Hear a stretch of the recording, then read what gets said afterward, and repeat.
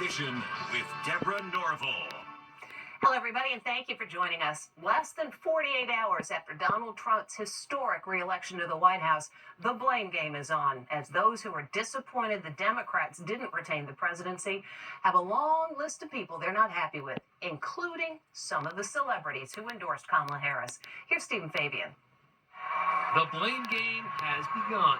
Democrats now pointing fingers on what went wrong. Many Democrats are pointing the blame directly at President Biden. The president is taking heat for not dropping out earlier. I know it's a difficult time.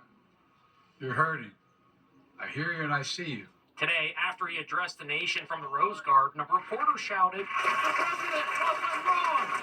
Biden loyalists are blaming Nancy Pelosi, who was spotted at Kamala Harris's concession speech, for pressuring him to bail out. But others disagree. Joe Biden could not have won this race. He had a very low approval rating, and people lost confidence in him. Biden would have done, worse than her. Some are pinning the blame on actor George Clooney, Oprah, and Michelle Obama. All these celebrities.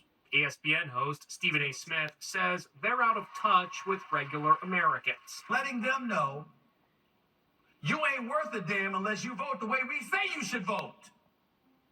Who's going to go for that? Kamala's voters are still processing the loss today. Her stepdaughter, Gen Z fashion influencer Ella Emhoff, was photographed in tears. "We are all going to get through this. It just blank hurts like a blank right now." Meanwhile, President-elect Trump is already launching the transition process, considering who to appoint to the top jobs in his new administration. For Chief of Staff, he's said to be considering former Speaker of the House Kevin McCarthy,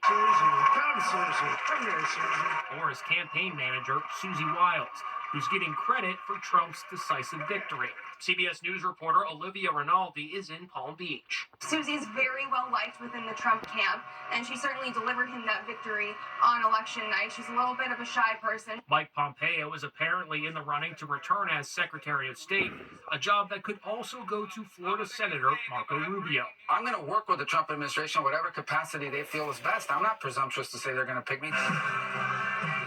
And we're seeing new video today of Trump celebrating his victory at Mar-a-Lago with his attorney Alina Habba as she sings along to the song Trump Won.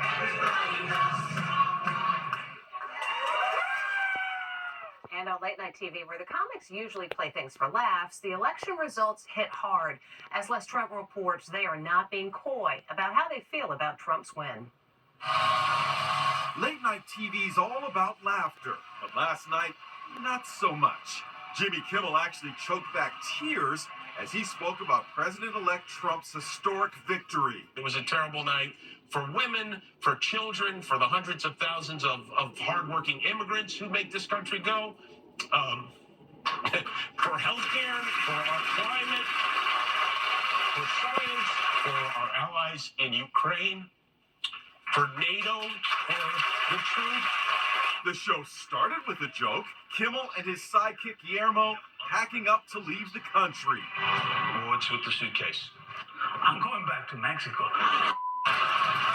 Trump has been a butt of late-night jokes for years, but it accelerated during the campaign. In September and October, the late-night comics between them told 1,428 jokes targeting Trump and just 35 aimed at Kamala. The mood was somber here at the Ed Sullivan Theater in New York, where Stephen Colbert taped his first Late Show following Trump's victory. He made no secret of how he feels. Well, it happened again. After a bizarre and vicious campaign fueled by a desperate need not to go to jail, Donald Trump has won the 2024 election.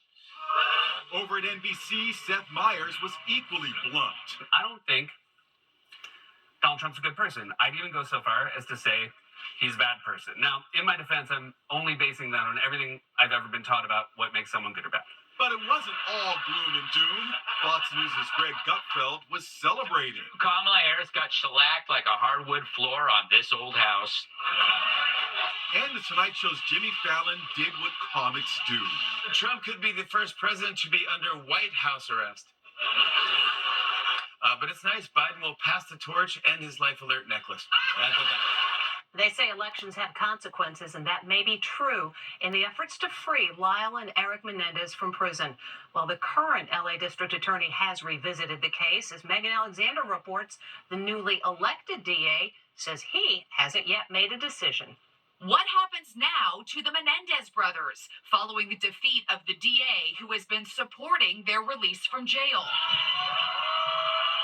The new DA, Nathan Hochman, decisively beat incumbent George Gascon at the polls this week. Now, a pall of uncertainty exists over the expected release of Lyle and Eric Menendez, says this headline.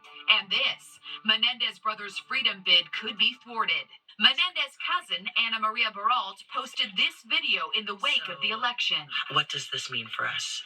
The short answer is, I don't know. There's so many questions that we will have now. So will we still keep the court date? I don't know. A hearing to consider resentencing the killers is slated for December 11th, and it could have resulted in the release of the Menendez brothers.